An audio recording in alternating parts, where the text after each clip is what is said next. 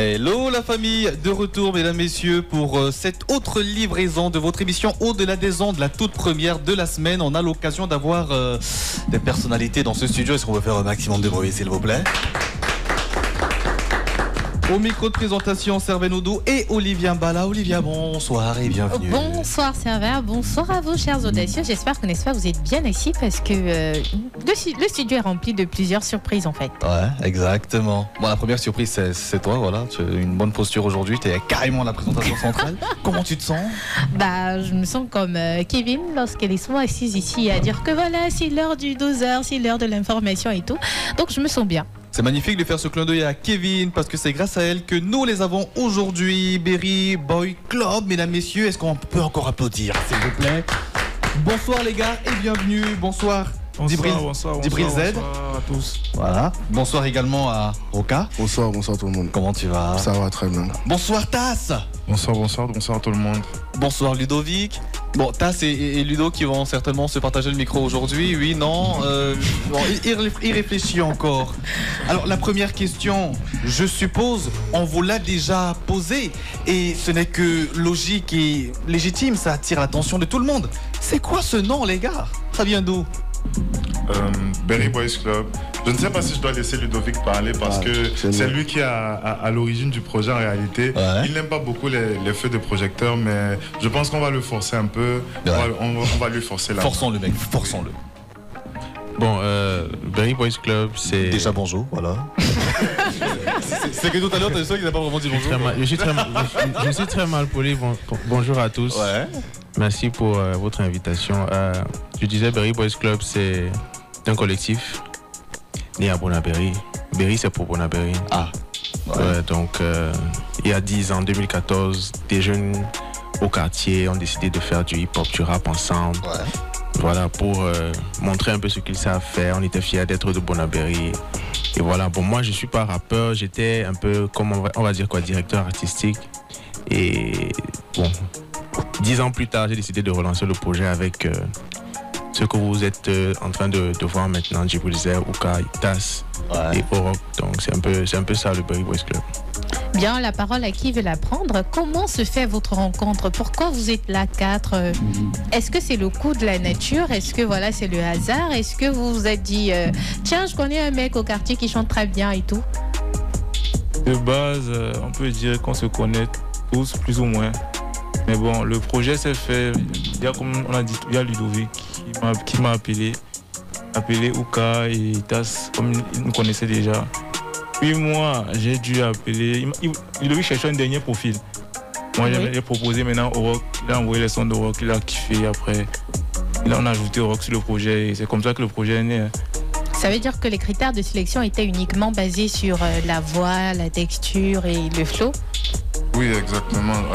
D'après Ludovic. Mais je tiens à préciser quelque chose, c'est que Djibril, Ouka, eux, ils étaient déjà à la maternelle. On se connaissent depuis. Tu vas te rapprocher du micro? Oui. Un détail assez croustillant. Voilà. La maternelle enfant. La maternelle. Moi, je connais Orok depuis la maternelle également. Ouais. Donc, c'est juste une fusion de gens qui ont grandi ensemble. J'étais en 6e avec Ouka, j'étais en seconde avec Djibril un peu plus tard.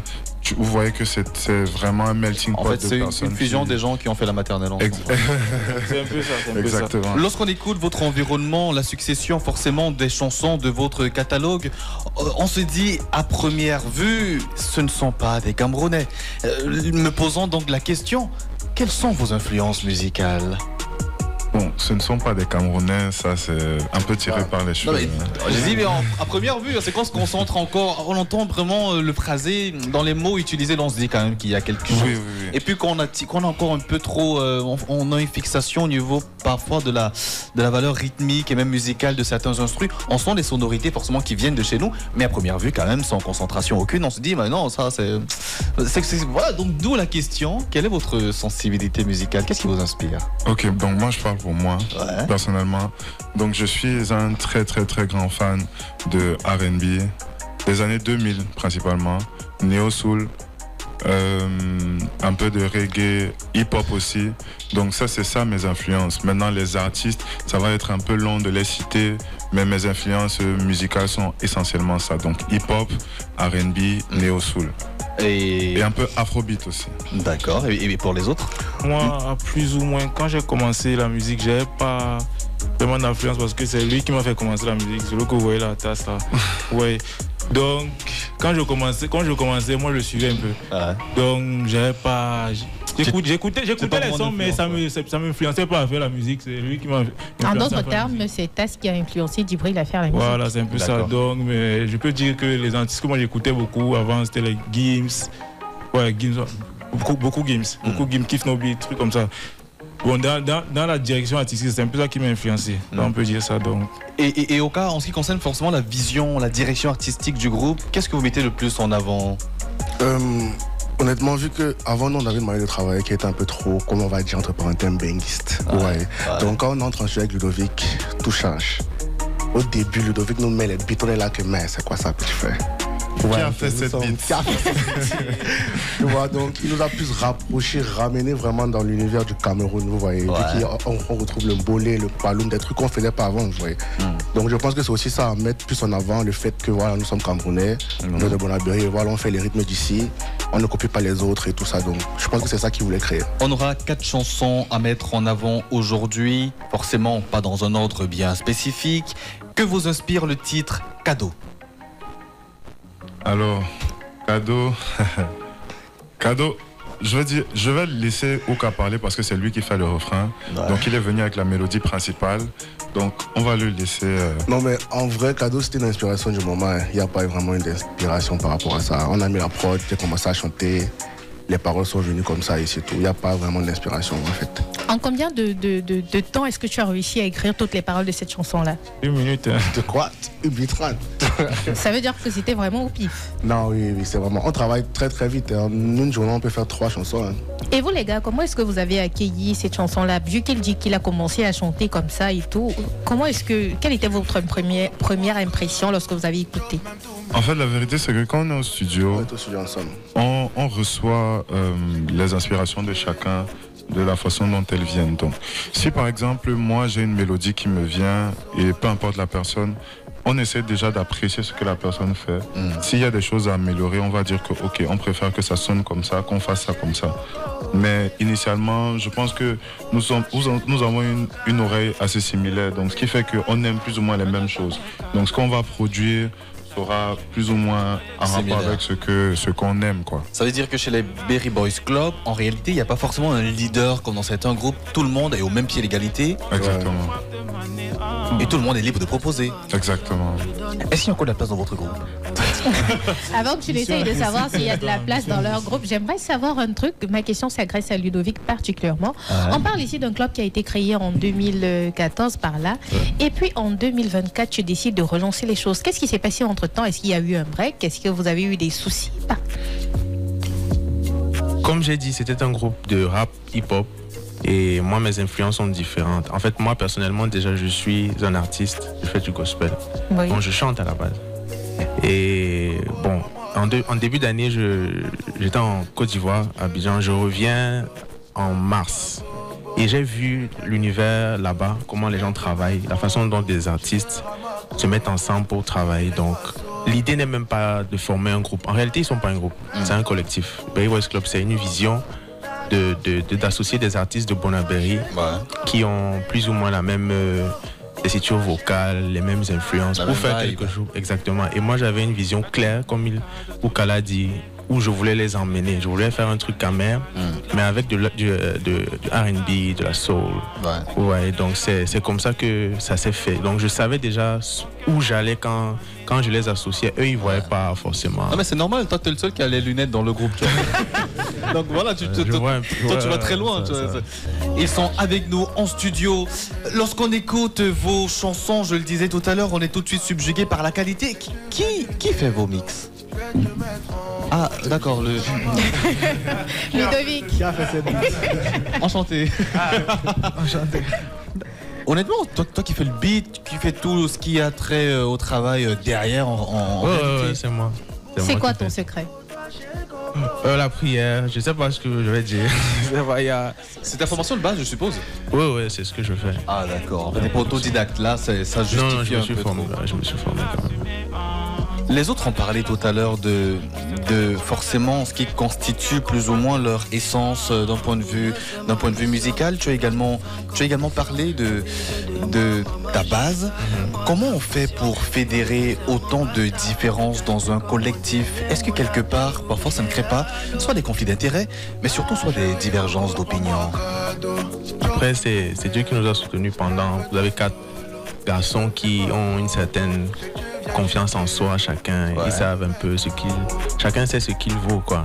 Donc, moi, mon objectif, c'était déjà, comme il l'a dit, c'est le jour-là au studio que je me rends compte qu'il connaît Oroc. Je me rends compte qu'ils se connaissent. Je découvre des choses progressivement, vous voyez. Et je me dis que, waouh, donc c'est faisable, quoi. Et mon objectif a toujours été de mettre tout le monde au même niveau. Ça veut dire que si je sens que la voix de celui-ci, il est en train de faire le couplet, il veut faire le refrain, je lui dis que bon, attends un peu, assieds-toi un peu. J'appelle l'autre, il fait le refrain. Donc j'ai tout fait pour que chacun ait une certaine place égale dans chaque chanson, dans le projet. C'est pour ça que parfois on a du mal à discerner que c'est qui chante ici, parce que j'ai tout fait pour que chacun soit au même niveau. Et personne ne s'est senti en retrait, quoi. On a posé la question tout à l'heure et vous avez répondu. Moi, j'aimerais bien revenir là-dessus par rapport à la manière avec laquelle vous écrivez. C'est-à-dire, quelqu'un peut rester dans son coin, il pense à un concept, il a une vibe, il a une inspi, peut-être il gratte du papier, et puis il vient et il partage avec tout le monde. Ou alors on s'assoit tous ensemble, on se dit, bah écoute, on va parler de la femme, on toi dis un couplet. On dit, en fait, comment ça se passe en fait votre méthode de travail? Le premier ou le deuxième cas? Ok, c'est exactement le deuxième cas. Donc, en fait, ça peut être les deux. Par exemple, on a une chanson qui n'est pas encore sortie. Ouais. Je vais peut-être dire le titre ou pas, je sais pas. Bien sûr. Ça s'appelle Edoubé.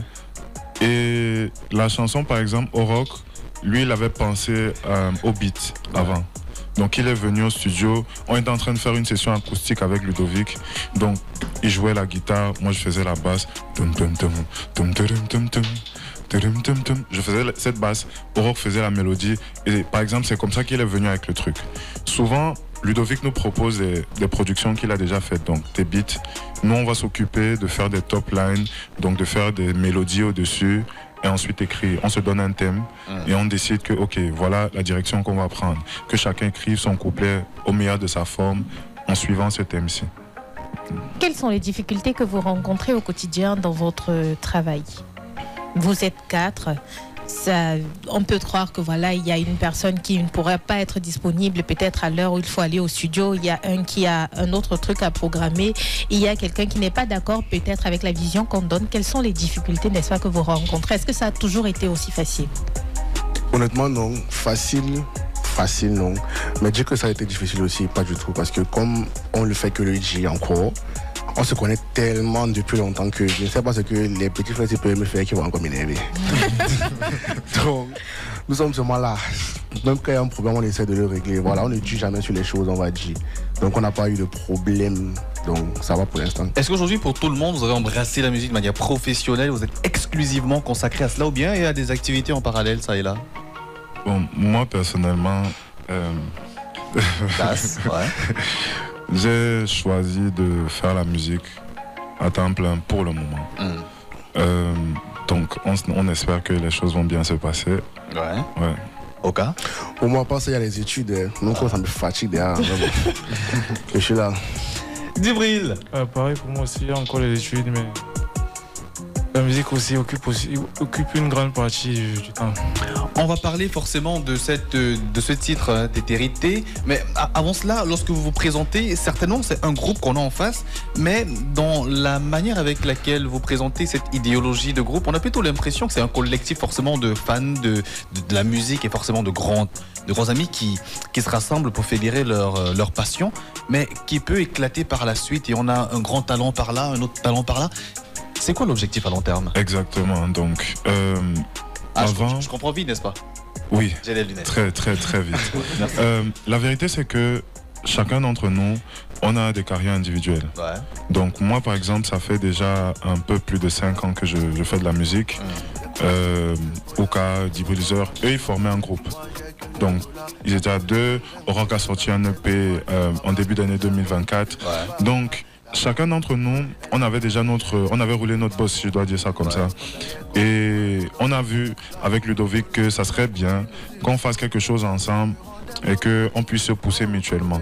Parce que souvent c'est bien de faire ces trucs seuls, mais venir ensemble, faire quelque chose pour qu'on ait une exposition un peu plus grande, je pense que c'est préférable à la fin de la journée. Surtout que la musique est belle. S'unir forcément pour évoluer, ça permet de grandir ensemble et c'est magnifique. C'est une très belle orientation. On a ce titre Tétérité, l'histoire, l'anecdote autour de cette chanson. Tétérité, c'est le titre le plus incroyable. Bon, comment le son s'est fait, c'était incroyable. Parce que de base, personne ne voulait poser sur l'instru. De base. Parce que le premier jour, je me rappelle bien, c'est le deuxième, le premier jour qu'on a fait cadeau, Ludovic nous a fait écouter Tétérité, tout le monde a dit, dégage avec. Un jour, on avait fini cadeau, le jour où on a fini cadeau, la prochaine séance, on revient, on nous fait écouter la prod, personne avec. Après, Ouk a dit que, attendez un peu. Comme par hasard. C'est comme si j'avais fait un petit truc. On dit que alors il dit, attendez. On le laisse. On était couchés, on savait que Aka, il va rien faire. Okay.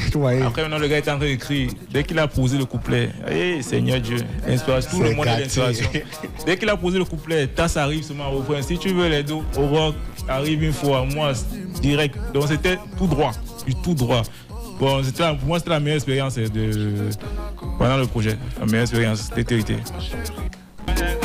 Tétérité, mesdames, messieurs, c'est le titre de cette chanson. Ludovic, c'est quoi ce style musical? Comment ça s'appelle? Bon, c'est un mélange. Parce qu'à la base, je voulais faire du paloum. Mais comme moi, tout ce que je fais est toujours un peu mou, soft, là, c'est ce qu'ils me disent souvent, que c'est trop mou. Bon, c'est le paloum que je veux faire à la base. Et voilà, quand ils viennent aussi... Bon, on rappelle à celles et ceux qui nous écoutent et nous regardent que le paloum, c'est originaire de l'Ouest Cameroun. C'est chez les Bamoun qu'on fait le paloum. Et après, j'ai aussi ajouté des petits claps un peu mbolés pour essayer d'actualiser la chanson parce que la façon dont ça se faisait le refrain, ça m'a un peu inspiré. Donc c'est un mélange de paloum, de mbolé avec un peu de R&B aussi. Il a dit qu'il a mis du paloum associé, n'est-ce pas, au mbolé. En 2h30, tu arrives à penser que voilà, si je combine ce rythme avec le mbolé, ça va donner quelque chose de waouh. C'est l'humilité. J'ai l'impression. Il peut me le faire en 1 heure, mais il dit 2 heures parce qu'on a la radio. Il est très En fait, le nom des prods, s'il pouvait vous expliquer, vous donner les noms des prods, vous comprendrez la vision que j'ai souvent quand je compose. Parce que le nom des prods, les prods s'appellent souvent Chris Brown et Serway. C'est comme ça que je nomme, quand j'ai fini de composer, c'est comme ça que je nomme pour mettre dans un dossier, je nomme pour mettre dans un dossier. Ça veut dire Victoni Makossa. Ça veut dire, la prod, c'était Fadil, je cherchais le nom. Et c'est Fadil parce que moi, je sais que sa chanson marchait à cette époque-là. Donc c'est le nom que... Et après, quand on faisait la fiche technique, c'était difficile pour nous de trouver un titre. Parce qu'on avait pris l'habitude d'appeler Tétérité Fadil. Donc c'est quand je commence, j'ai une direction et je sais ce que moi je peux apporter. Et c'est comme ça que je fais le mélange en fait. Bon, moi je vais poser peut-être une question à Djibril Z et les autres pourront, on ne sait jamais, également donner leur avis, leur point de vue. On comprend forcément votre vision de la musique et votre environnement, votre idéologie telle que je le disais tout à l'heure. Maintenant, sous le prisme certainement de la direction artistique, avoir cette possibilité d'être totalement ouvert, est-ce que quelque part ce n'est pas une limite en ce sens où on se dirait fédérer peut-être un public qui va nous aimer parce qu'on fait tel style en particulier, parce qu'on a telle vibe, est-ce que quelque part ce n'est pas une limite parce que là on n'a pas en fait un style, on a une multitude de styles et c'est difficile de fidéliser un public quelque part. Qu'est-ce que toi tu en penses? Moi, ce que j'en pense c'est que on propose de la musique. On propose ça au public. Maintenant, c'est à eux de consommer ça et nous dire si c'est bien. Mais non, on aime la diversité parce que rester sur un seul truc, après on va commencer à te dire tu fais seulement la même chose, Donc on essaye tout, toujours en restant original, toujours avec la touche camé. C'est un peu ça. Mais honnêtement, pour revenir à la question, je ne pense pas que ce soit un problème parce que comme je disais, avant ce projet-là, on n'avait jamais sorti des sons comme ça. Donc c'est la première fois qu'ils nous entendent chanter comme ça. Et ils ont aimé ça comme ça parce qu'avant on chantait vraiment comme les petits benguistes. Donc Je pense que ça peut pas être un problème pour nous parce qu'on nous connaît sur différentes formes, on va dire. Les chansons un peu, les chansons comme ça. Donc c'était la première fois. Donc s'ils ont aimé, ça veut dire que voilà, on peut changer quand on veut. Et on le fait bien, donc ça va. Est-ce que vous avez donc un retour satisfaisant, n'est-ce pas, de votre musique par rapport à votre public? C'est vrai, très très satisfaisant parce que vraiment ce projet nous a fait vraiment dépasser les barrières parce que tout ce qu'on faisait avant, on n'a jamais atteint les chiffres qu'on voit. Ah ouais, vous avez énormément de records, on en parlera dans quelques instants.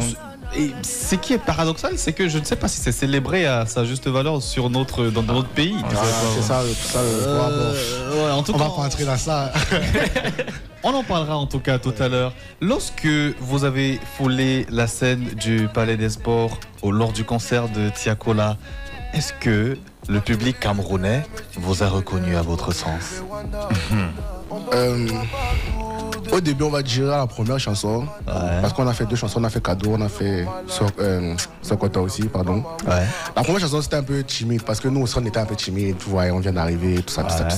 Mais Sokota, la deuxième chanson, non, on a vu que quand même, on connaît un peu. on connaît un peu, donc ça va. Ça, la deuxième chanson, ça s'est vraiment quand même, les gens... Ils nous ont remarqué, même après, sur nos réseaux, les gens disaient « Ah, ce sont les gens qui ont chanté et tout. » Donc, ça s'est bien passé quand même.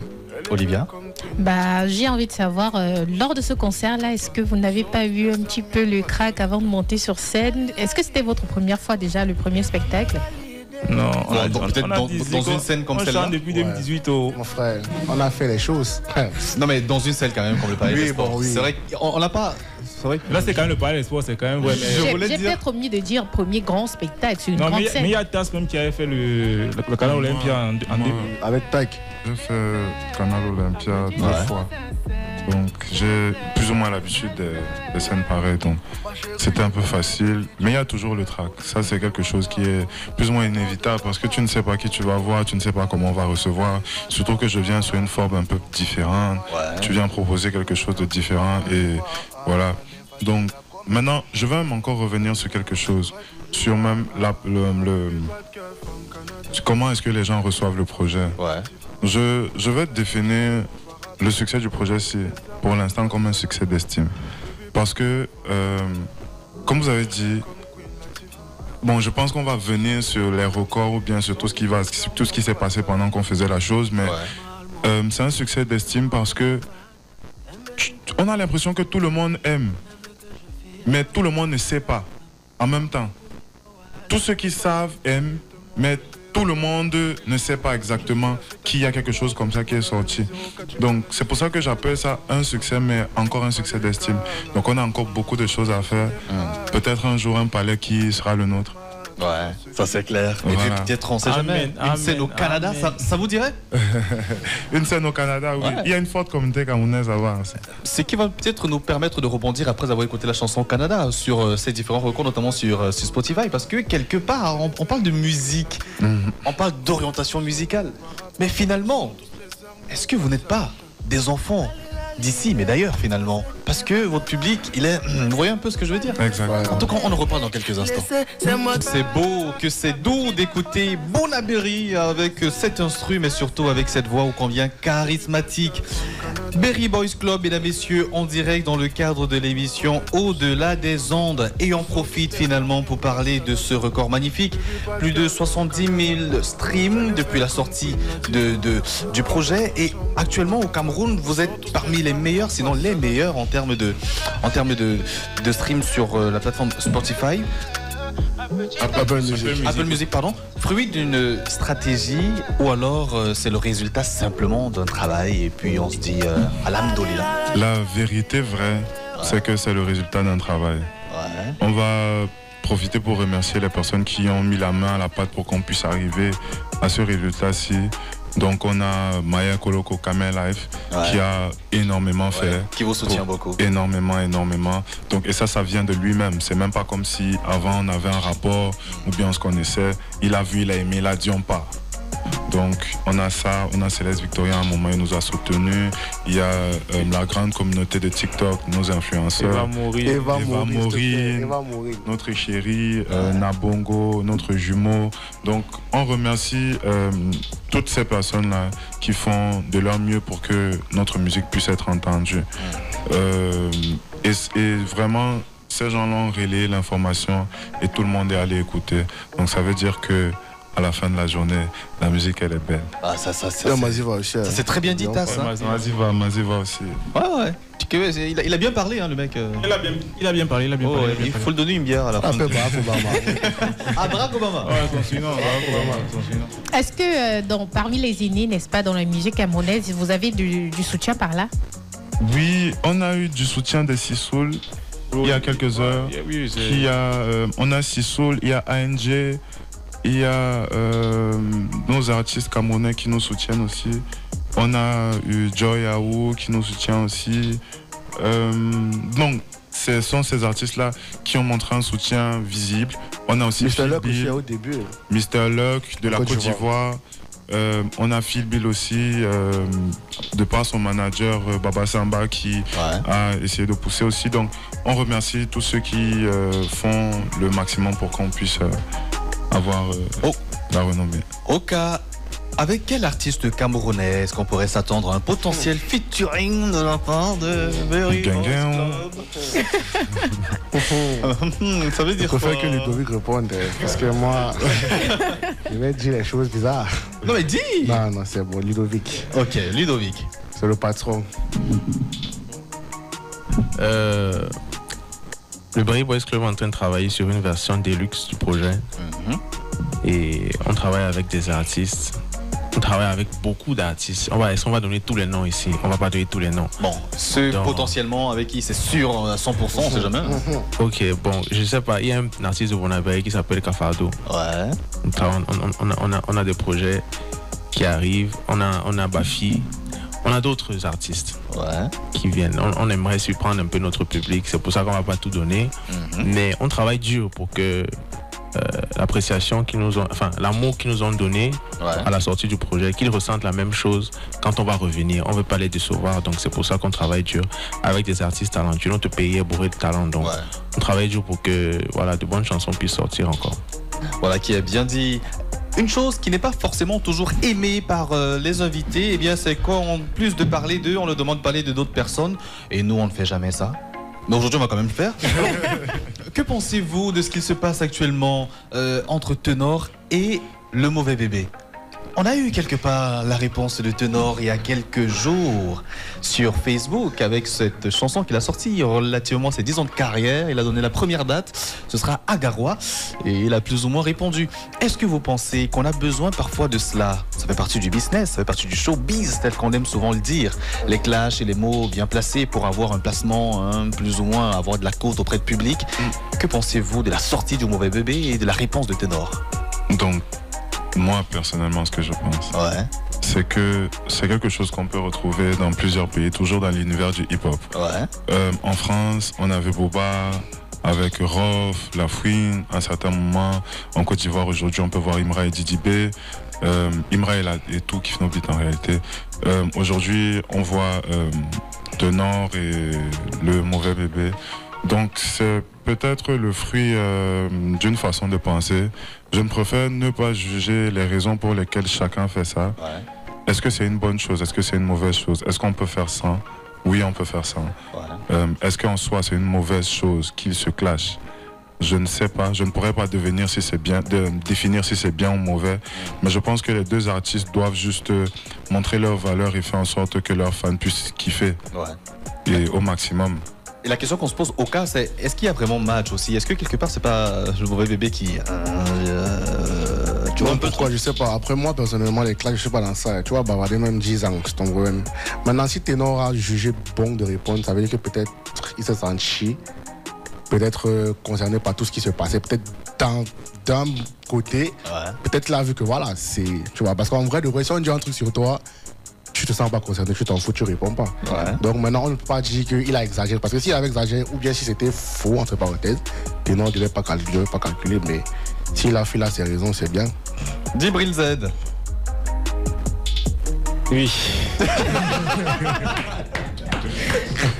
Tous ici font la politique, mais vraiment toi particulièrement, tu te caches pas du tout.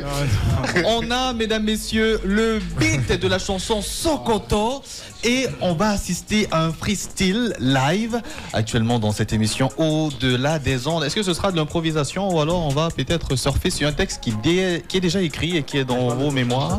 Non, on va faire le live. On va juste chanter la chanson. On va chanter la chanson en live. Ok, c'est parti.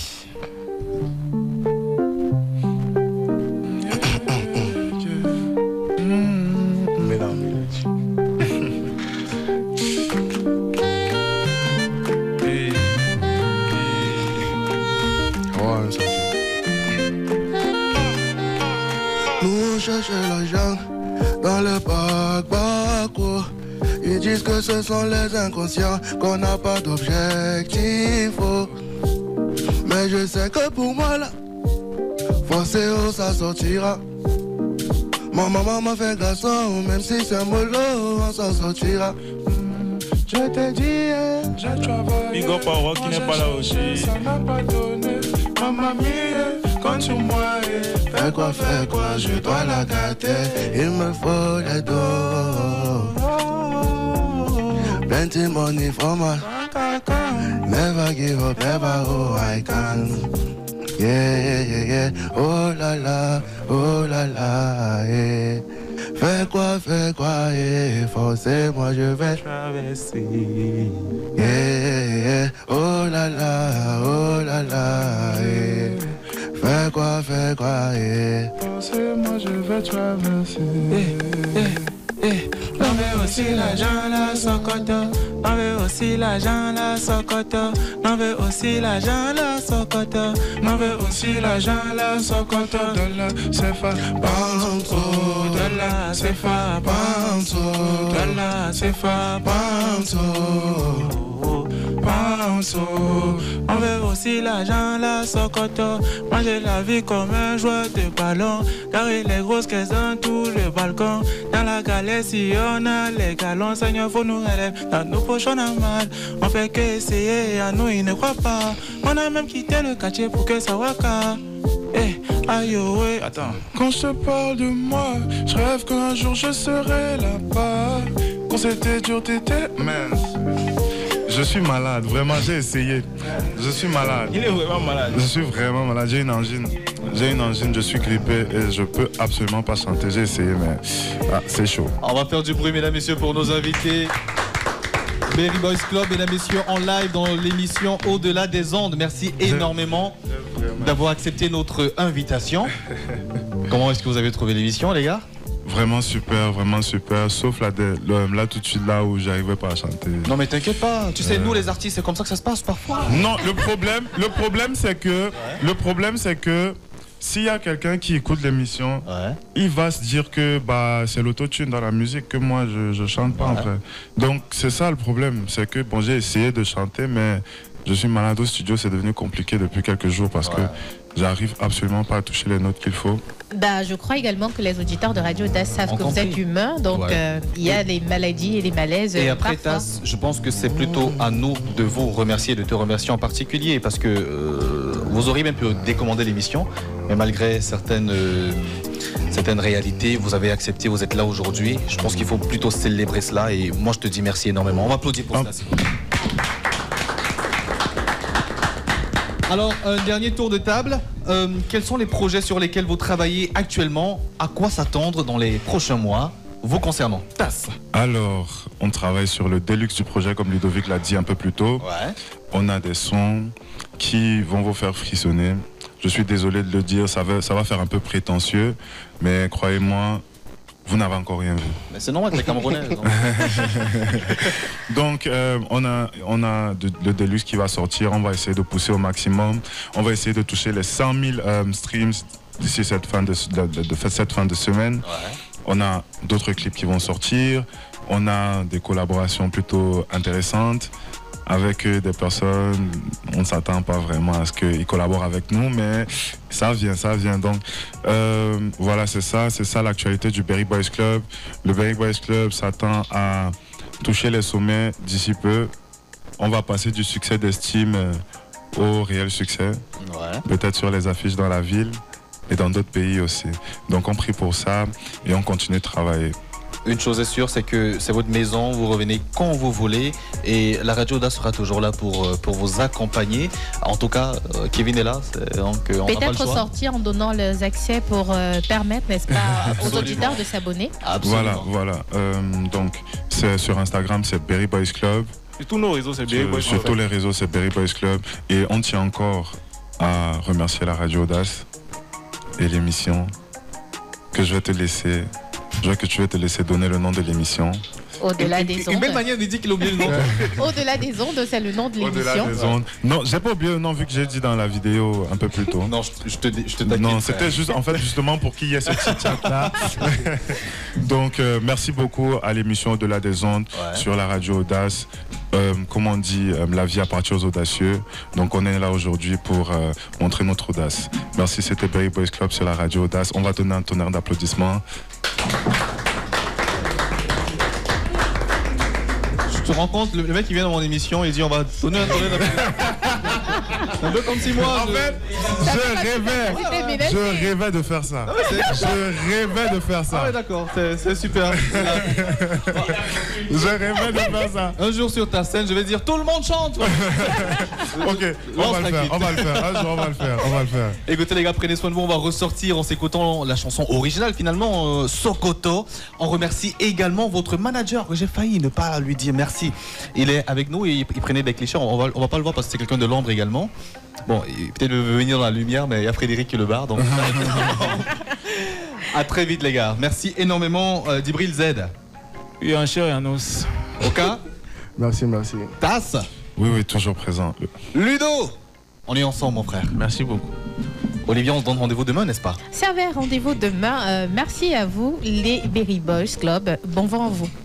Merci beaucoup. Bisous. Et comme je disais, la vie appartient aux audacieux. À demain, mesdames, messieurs, même heure, même fréquence. Et restez scotchés sur les programmes de la Radio Audace. Le journal tout à l'heure, ce sera certainement avec Grazia Anguéné. On est ensemble. Sur Radio Audace.